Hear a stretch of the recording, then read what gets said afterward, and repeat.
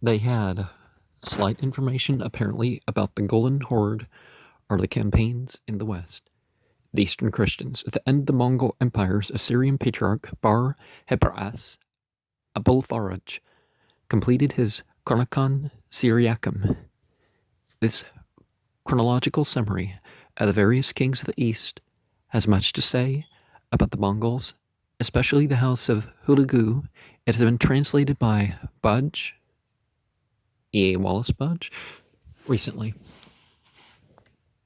The chronography of Bar-Hebras. During the years from 1220 to 1300 of the Common Era, the Mongols were in close contact with the Georgians in the Caucasus, and the Georgian annals give interesting accounts of Batu Birkai Hulagu and his successors, and speak sometimes of the reigning dynasties in Karakorum. Because wasn't it dynasties, not just a dynasty, but they have been translated by M. Brosset. Histoire de la Georgie depuis l'Antiquité jusqu'au 19 Esle traduit du Georgian Petersburg, 1849. I don't think I pronounced that right, but an Armenian Hython, brother of the reigning king of that country, made the journey to the court of Bangu with his wife and child. He dictated an account of his mission and added an account of the Mongol Khans up to that time. His information is garbled, but his narrative is interesting. Translated into Latin in 1305, Haytonus Philos Historiarum Terra Orientis, published in the Recul des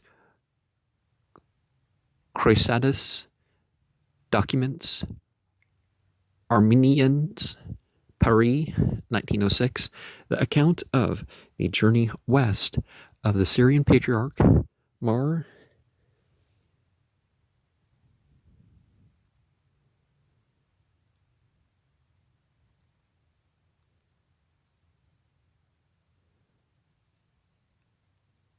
Yabalaha with Bar Salma, was translated from the Syriac by J.B. Chabot, Histoire de Mar Jabalaha III, Revue de l'Orient, Latin, 1893 to 1894. It appears also in a newer English edition, The History of Yabalaha III, Nestorian Patriarch, and of his vicar, Bar Salma, by James A. Montgomery, New York, 1927. Other material from the Syriac is found in the Asmani collection, Bibliotheca Orientalis,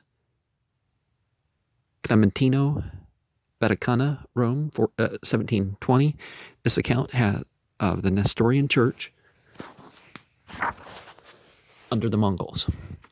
Other materials for the Christian churches at the time is found in J.L. Mosheim, Historia Tartarorum Ecclesiastica Hamstadt, 1741. This gives Mangu's letter to Louis of France. The texts of the narratives of Carpini, Rubruck, and Oderic are published in the Sinica Franciscana, Volumen 1, Itinera et Laetinias Fratrum Minorum Saculi, 13 and 14, P. Anastasius van der Weingart, Firenze, 1929. This is a brief letter account of Marignoli, The vital journal of Rubruck is published in the Hakluyt Society, The Journey of William of Rubruck by W. W. Rockhill, 1900, a distinguished work. Also the text and versions of John de Plano, Carpini, and William de Rubruckis by C. R. Biasley, 1903. The narrative of Roger, canon of Varadin, Carmen Miserabile, is found in Scriptores Rerum Hungaricum I. Other references to the Hungarian campaign are in Eckhard, Corpus Historicum Medii Oe I, and in Matthew of Mechau, Chronica Polonica. A French crusader has left in his journal an account of the messengers sent by Louis of France to the Mongol Khans. Sir de Joinville, History des Louis, Whaley, Paris, 1874. The narrative of Marco Polo is dealt with in great detail and with complete notation in the book of Sir Marco Polo by Colonel Sir Henry Yule and Henry Cordier, London, 1921. A new edition with the translation and notes by Paul Pelliot is now being published in Paris. Colonel Yule's Cathay and the Way Thither, Hakluyt Society, 4 volumes, London, 1876, gives excerpts from most of the early medieval travelers, including information, the informative Pegolotti. Other source material is presented in Halberg, l'Extrême Orient dans la lecture et la cartographie de l'Occident des 13, 14, 15, c'est Eccles, Gutenberg, 1906. For this period, many of the decrees and documents of the Khans of the Yuan dynasty have been collected, published, and translated. Bonaparte, Documents de l'Époque Mongole, 13 and 14. See Eccles, Paris, 1895. And de Vieria, M.G. Notes de Epigraphie Mongole Chinoise, Journal Asiatica, or something like that, 1896. Almost the only Russian source. Okay, the next part of the reading is going to be easier. For the period of the early Mongol Khans is the well-known Novgorod Chronicle, available in an English version edited by Charles Beasley. A full biography for these first contacts between the East and West is bound.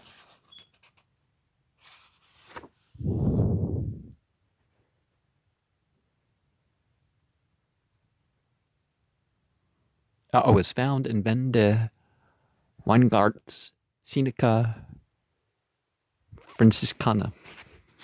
The standard history, the only reliable history of the Mongols of Genghis Khan and his descendants, was written before 1824 by M. and the Baron C. de Austen.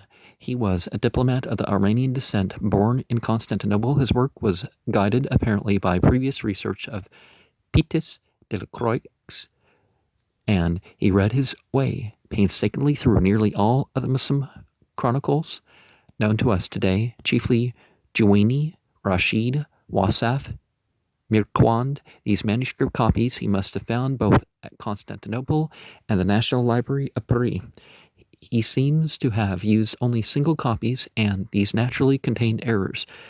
At that time, the Mongolian sources had not been uncovered, and de Ohsan had access to the Chinese histories only in the French summaries and translations of Da Mela and Gaupil. Using only Muslim and European sources first at hand, he is biased naturally in judging the Mongols. They seem to him essentially cruel, sacrificing other peoples in every respect to their own purposes. But in the main, he is very sound, using Rashid as his chief source. time has shown the value of his work while proving him to be mistaken in very few details.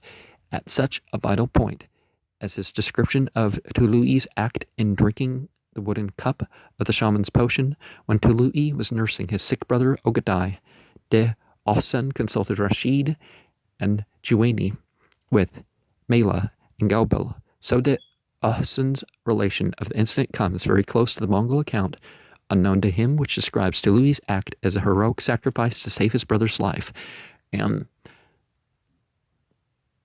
in a way, I don't believe in potions per se, that you,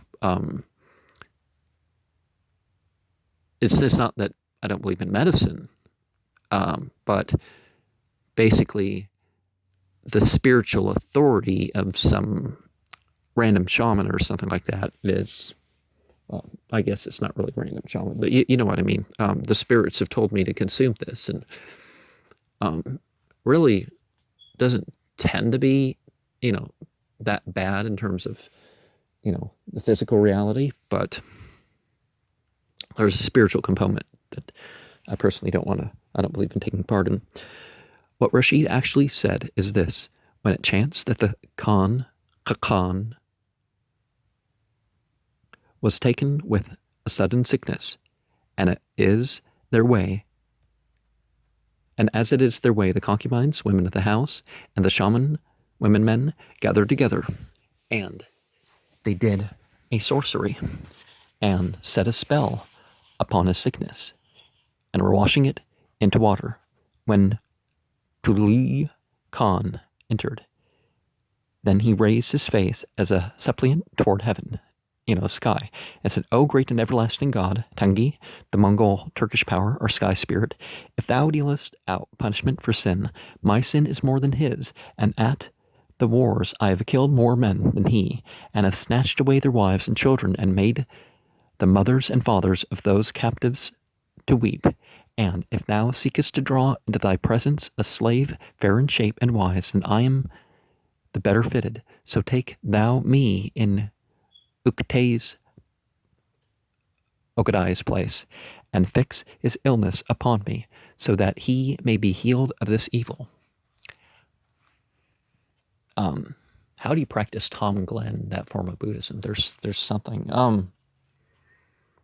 but it's not as cut and dry as this. Perhaps this is a simplified account. Well, I'm not saying they were Buddhists, but you know what I mean. He spoke with all humility and took up the bowl of water wherein the women had washed the spell of the sickness of the Khan, and he drank it down. Then, through the power of the sky, the Khan was healed, and Tuli Khan, having requested his leave, went on ahead to his own Urug, the encampment of his family, and on the way he fell ill and died. This was in Mugayil, which is the year of the snake, during the months of 630 of the Hijra, which is interesting enough when Muhammad died, right, of the Common Era. So then you had something significant happen with the Mongols and the Hijra era year. And I wonder if the Aleister Crowley year, there's going to be something significant happen in year 630. Notice that Rashid uses the Mongol word Mokoi or Mugai instead of his native Persian Mar for the serpent. Now Rashid, a Persian physician and administrator under the enlightened Ghazan in that country, 3 generations later, could not have believed either in the efficacy of the shaman's sorcery or a sacrifice to the power of the sky. Well, an anomaly, yeah, if that's how they refer to God, why not? But he relates it as it was written down or told him by the Mongols, and De Osen relates it so, and to his own account. Got to keep my feet still so I don't scratch and squeak at things. But he relates it as it was written down or told him by the Mongols, and De Osen relates it so, adding on his own account, superstitious spirits did not fail to believe that Tului was the victim of his love for his brother, although his death was caused by excessive drinking to which they both were habitually addicted, which is very close to the truth as we see it. But there is no doubt that Tului did drink down the shaman's cup, and in the opinion of the superstitious Mongols, that amounted to a sacrifice of himself. Austin's fine work was published in 4 volumes. Histoire des Mongols depuis Chinguiz Khan jusqu'à Timur Bey ou Tamerlan la Haya in Amsterdam, 1834 to 1835. Unfortunately, very rare today. And his history is more accurate than the vast compilation of Sir Henry Haworth in 4 volumes, and an appendix, History of the Mongols, London, 1876, 1888.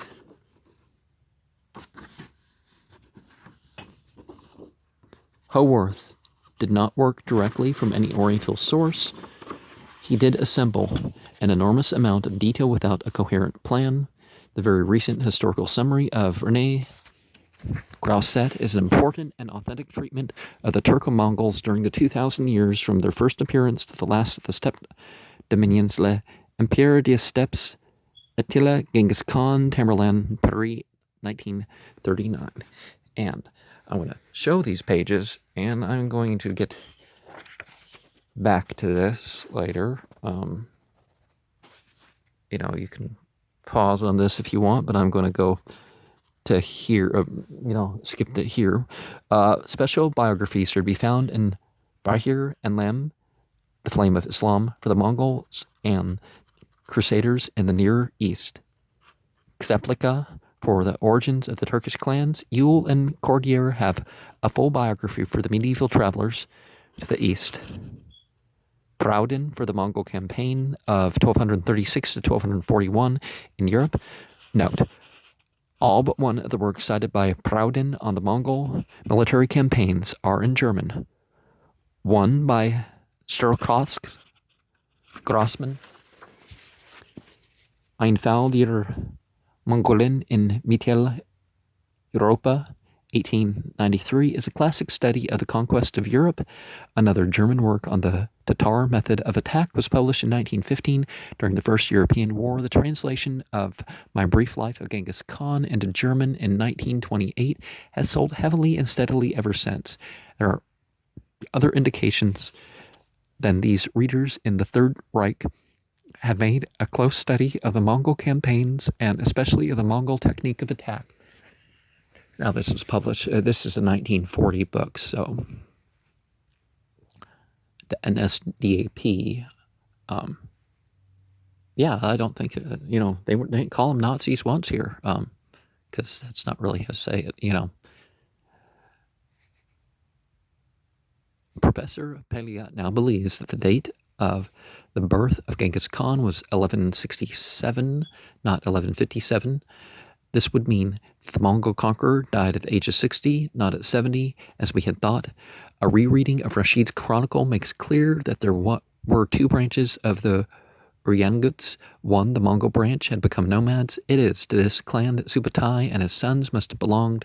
The other branch of the Uryangut remained in the northern forest and took little part in the wars. They clothed themselves in skins and hunted wild animals for food, having no herds of their own. These forest Uryanguts were the true reindeer people of northern Siberia, and their descendants still survive in the highlands of the Syansk, a peaceful people devoted to the reindeer that they call Reem. Rashid says of the 13th century forest Uryanguts that they never left their woodlands, where they moved about carrying their belongings on the backs of beasts. They believe that there is no happier life than their own. Their country being very cold, they hunt much over the snow, and they bind to their feet long lengths of wood that they call chana, using a staff in their hands to push them along the snow like the pole of a boat. They shoot down mountainsides so swiftly that they catch up with the animals. Anyone who is not accustomed to these wooden skates is apt to hurt his feet, especially in descending. But those who are accustomed to them can travel great distances speedily. There is something you must see in order to believe it. The translation. In this volume, the names of persons and places are given in the best known form. Genghis Khan is written instead of newer translations, Chinggis Khan. Translators and writers in so many European languages dealing with so many Oriental languages have followed varied spellings, which at times make for confusion in the reading. In general, however, my transliteration of the Oriental names follows the early Turkish of Central Asia, so Ukadai is written instead of Uktay, Mangu instead of Mankay. Most of the place names in the Oriental sources are in Turkish, so Betchinak is used instead of the more familiar Petchineg.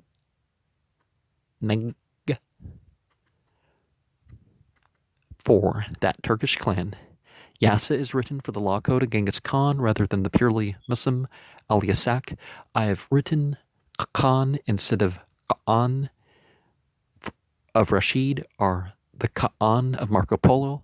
At the same time, I have kept the harsher form of the early Turkish Kagan for the pre-Mongol period. This title, signifying great Khan or emperor, was and is pronounced more softly by the Chinese and Persians and appears in their written records as Ka'an or Kahan and Han. The Kakan was selected as the best way out of the difficulty. And Han, isn't that how they refer to the people, west of the Mongols, of the steppes too? Although Genghis never used this title, the Mongols who spoke of him after his death did use it. So Ogadai, for instance, speaks of his father as Genghis Khan after he himself received that title.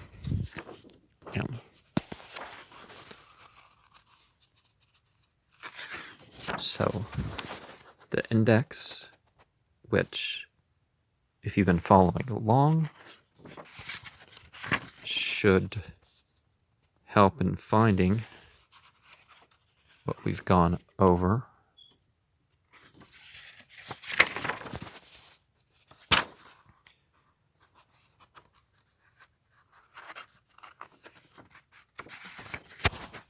And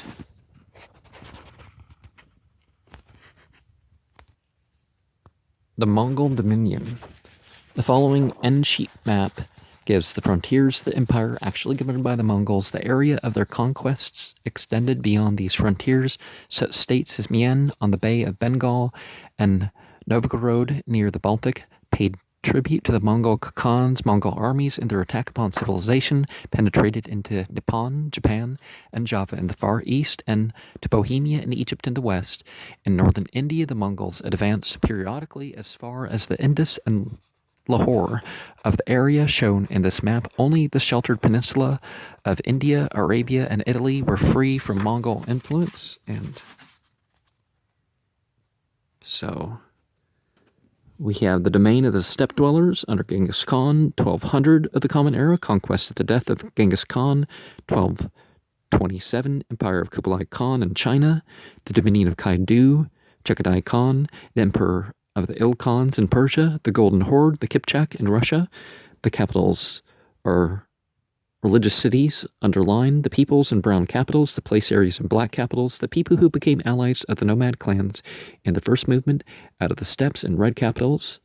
And we have, so, to give a close-up of all this over here.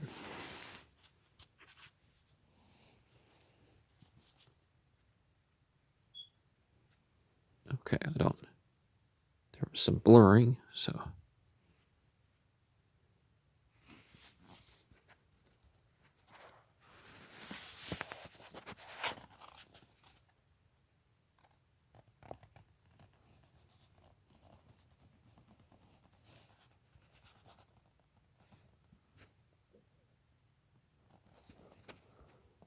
That's a weird thing to see on a map, right? See on a map. That over there. Where's that? Yeah, that over there. That's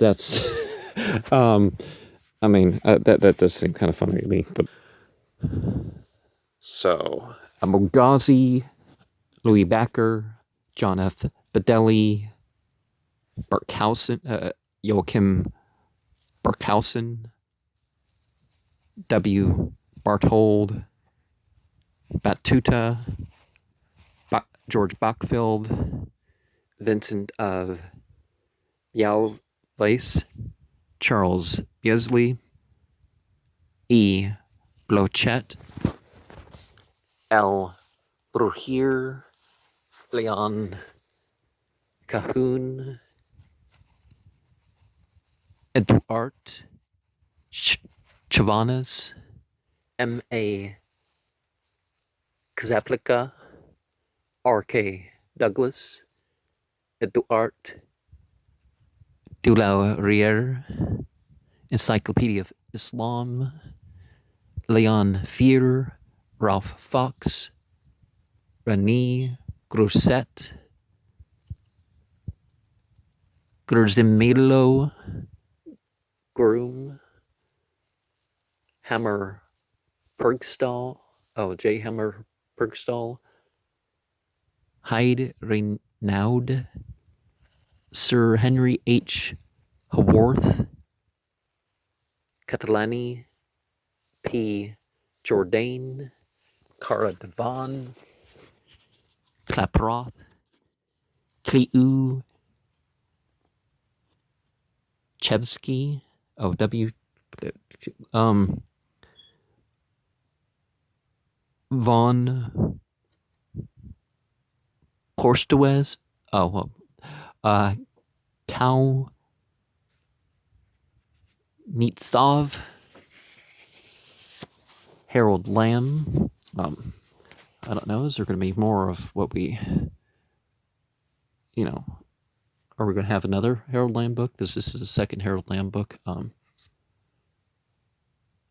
mean, these books are pretty old, so I don't know if there's going to be another one that I'm going to get a hold of. I'm not really making too much of a point. So Genghis Khan, Tamerlane the Earthshaker, Flame of Islam, later Crusades, or books there. Owen Lattimore, Albert von Lecoq, Guy Lestrange, Alex de Levchin, Ferdinand Lot, Ma Tuan Lin, Macrisi, Marnus Senatus, Matthew of Paris, Palladius, the Archimandrite, E.H. Parker, Peliot Paul. Peliot Paul again, or no, that's got to be the same Peliot Paul. Michael Proudhon, Abel Rimusat. That one guy is French. It does make sense. He does, but you can never tell half the time by people's names. Sir E.D. Ross, Smirnow Boyer, Sir Arel Stein, R. Stube, Ulf O., Vladimir B.Y. Vladimir Stov, Colonel Sir Henry Yule, and so some of these are, focusing on Russia, some focus on the Mongols, some focus on religion, or more like the popular and political sort of thing that's put in the context of these people follow this religion, or they supposedly do. So when you study a subject, like my field is religion, but I had got to study history and language and various sciences and stuff like that. And a lot of people are going to say, "Oh, it's not quite, it's not quite in that context." It's like it most definitely is. And in terms of language and travel and stuff like that, there's a lot of information among there that just comes through that you might miss if you just read books of scripture or something like that, particularly when you're only reading translations of books of scripture. I did a piece of art there, and that piece of art that I did for the May collage, the May 5th video released on May 5th, that has information in Greek that I don't think I knew. I don't think or at least I didn't remember. But it doesn't exist in English. And different people have different psychologies or stuff, so they're going to bring out different stuff. Because some are going to focus on the conquering, some are going to focus on different things.